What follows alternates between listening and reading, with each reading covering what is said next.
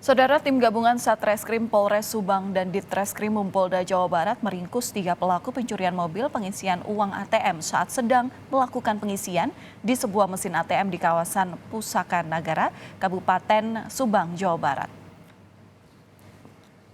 Dari rekaman CCTV yang berada di sekitar lokasi kejadian, terlihat 2 orang petugas pengisian uang di ATM dan seorang petugas keamanan berjaga di luar mobil yang terparkir.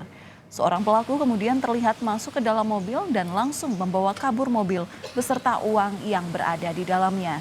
Dari hasil penyelidikan, petugas kepolisian akhirnya meringkus ketiga pelaku di 3 tempat berbeda.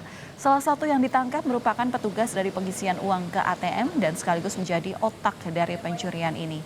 Para tersangka dijerat dengan pasal 363 KUHP dengan ancaman hukuman maksimal 7 tahun penjara.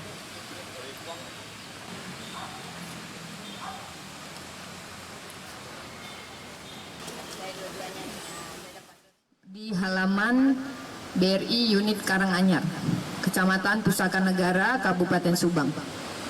Jadi saat itu kendaraan pengisi uang ATM BRI tersebut sedang dalam keadaan parkir dan para petugasnya sedang mengeluarkan uangnya sebagian ke mesin ATM.